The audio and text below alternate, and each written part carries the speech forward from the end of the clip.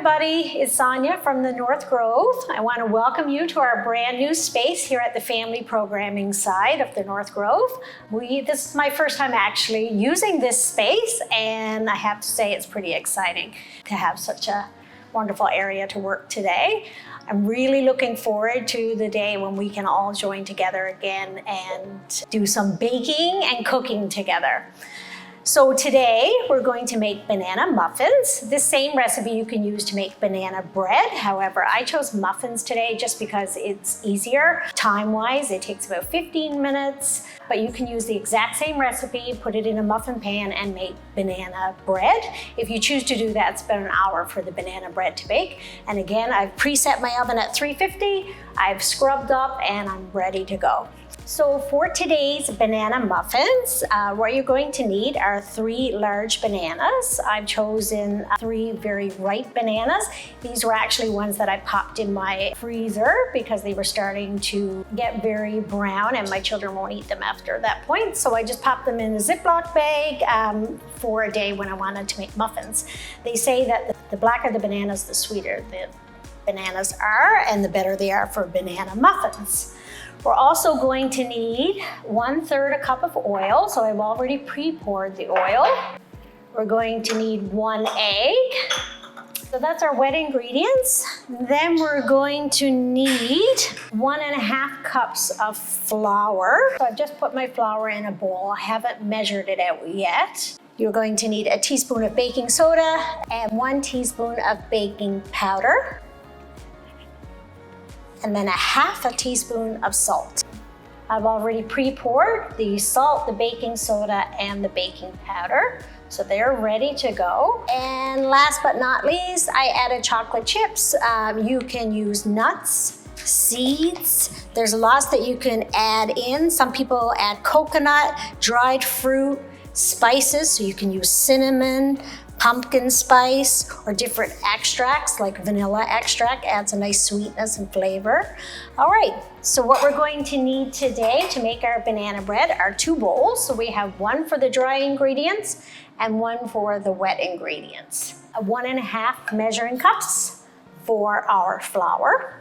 And you're going to need 3/4 a cup for your sugar. So I have 1/4 cup here, and I'm going to do that, of course, 3 times for my sugar. Then I need 1/3 cup for our oil. I have a large spoon that I use sometimes for scooping in the banana or mixing. And I have a knife for when I measure my flour. I like to use it to level off the flour to make sure that we're getting the accurate amount. Then I have a teaspoon for the baking soda and the baking powder, and 1/2 teaspoon for the salt. Of course, you're going to need a fork to mash up your nice ripe bananas. A whisk for whisking the dry ingredients together. I like to really make sure that I get the baking soda and baking powder mixed in there. A spoon for the mixing of the ingredients all together. And then last but not least, I have a spatula, which I like to use to make sure that I get all the mixture back into the muffin tins. It's a really handy thing to use to make sure that you get it all. And then, of course, I have extra bowls around, sometimes for compost, or I may need an extra bowl, so I like to keep an extra there. And last but not least would be the muffin tins for our muffins today, or if you wanted to, you can use a muffin pan. I use muffin liners just because I'm a lazy baker and I like to keep things easy for cleanup. But if you want, you can use oil or butter and just grease the inside of your pan and then sprinkle with a little bit of flour for that added protection. And then it'll pop out nice and easy towards the end when you're ready to enjoy your muffins. So we are all ready to get started to make those delicious banana muffins. So the first thing we're going to do, I always start with my dry ingredients, but you can also start with your wet, it doesn't really matter. I'm gonna spoon the flour in because what I've heard is that if you use a scooping method and with your measuring spoon, sometimes it can add too much flour and that'll really affect the density of your loaf. So what you wanna do is spoon in your flour. Don't really need to pack it down or anything.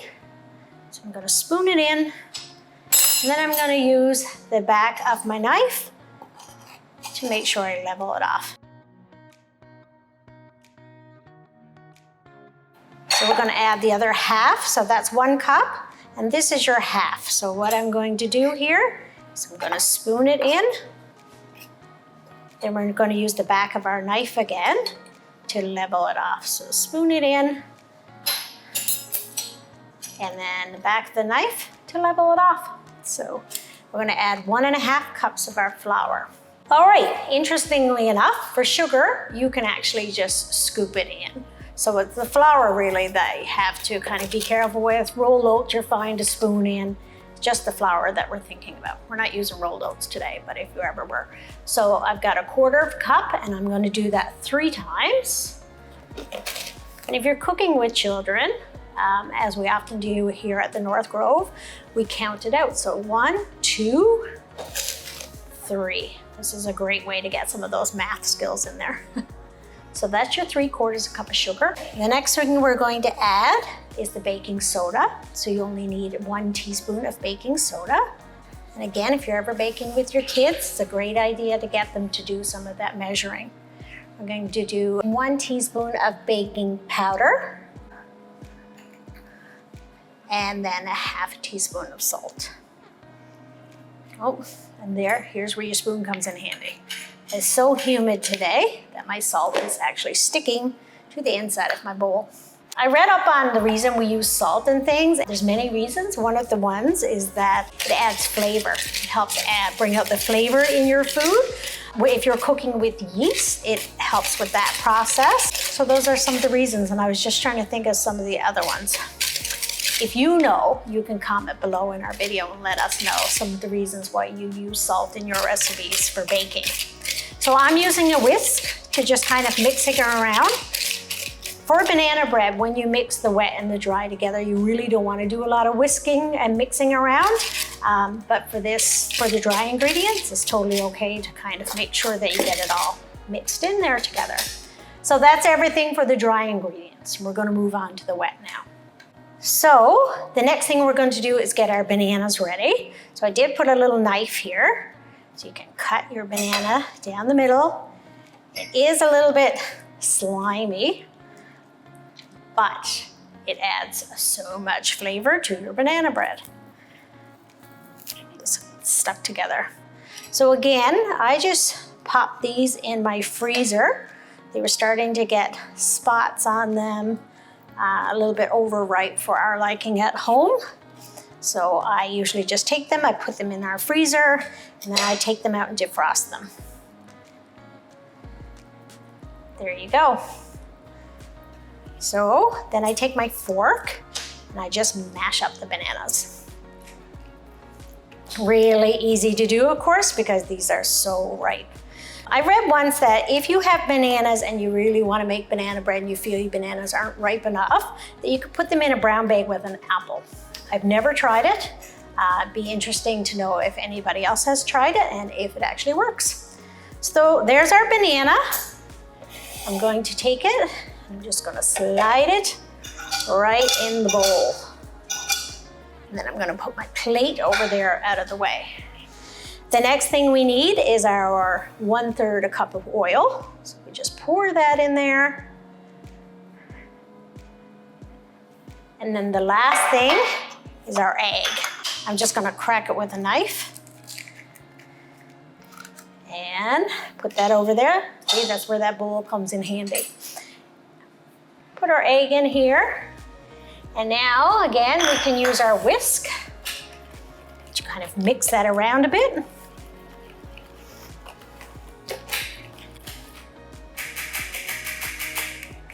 All right, I've got a little bit stuck to my whisk here. Alrighty. Now we're going to add our wet ingredients to our dry ingredients, and I'm going to use my wooden spoon. So this is where, when you're making banana bread, you do not want to get into stirring it too much, because apparently what happens is it will eventually make your banana loaf really dense. It affects the gluten, I guess, that's processed when you're doing it. So we're just going to get it nice big stirs. Kids love to stir, so again, if you're baking with your kids, this is something that they can do as well. There you go. And that is our batter. So I'm going to add a chocolate chips, but again, you can add whatever you want, nuts, seeds. There's different things that you can do. I read somewhere also that if you are adding things like nuts and seeds and you think that they're sinking or you find that they're not mixing in, that you can sprinkle them with a bit of flour and mix it around first, and that kind of helps with that process. You can use white sugar or you can use brown sugar when you're making banana bread or banana loaf. If you use brown sugar, it makes it a darker loaf, gives it kind of almost like a molasses taste to it. Or you can use honey or maple syrup. But if you're using honey or maple syrup as a replacement, you just need a half a cup instead of a cup. So you kind of use that measurement when you're doing it. All right, so we are ready. I'm gonna use my knife I'm always trying to save as much batter as I can when we're making loaves. All right, I'm gonna bring over my muffin tin, and we're gonna add in our, so for chocolate chips, you can add, I just added about 1/4 cup. I didn't add a lot. And you don't need to add anything at all. You can just make banana bread, banana muffins with good old-fashioned way. All right, so I'm just spooning it in. These take about 12 to 15 minutes in the oven. Depends on your oven. My oven is preheated to 350. And again, you can make a loaf the exact same way. Just put it in a loaf pan. Make sure you grease and flour it. The thing also, if you're making a banana loaf, is to really make sure that you check it to make sure that it's thoroughly done, because once you cut a banana loaf, it's really hard to kind of put it back in and bake it and still have that moistness. So I do it, you can use a toothpick, a cake tester, piece of spaghetti, just put it down in the middle. When after about 50 minutes to an hour, put it down in the middle and check it to see if any of the batter comes back on it. And if it comes back pretty much dry, then you're good to go. And if it comes back with still a little bit of banana bread on it, just put it back in for another 5 minutes and check it again. All right, I think we are pretty much ready. This is where that spatula comes in that I was telling you about. I'd love to hear some of your tips and tricks too, because I'm sure there's lots of good bakers out there that probably could share some really interesting things with us. So feel free to kind of comment on the video and let us know. All right, we are ready to go. And there's the muffins. So I'm gonna put them in the oven for 350, check them in about 12 to 15 minutes, and we should be good. So we baked the muffins, 350, nice and easy to pop out. They did take a little longer, so as mentioned earlier, just check, just to make sure. I often, for muffins especially, I just kind of touch them, and if they spring back, they're done. Now, I really wish that we could sit around this big, beautiful island today and enjoy a muffin with you, but I will make this hopefully a promise to you that I will bake banana muffins for you sometime when we're open again, and hopefully we can sit and enjoy it. I'd love to hear your tips and tricks. So don't forget to leave me a comment and let me know if you try the muffins. Thanks everybody, bye.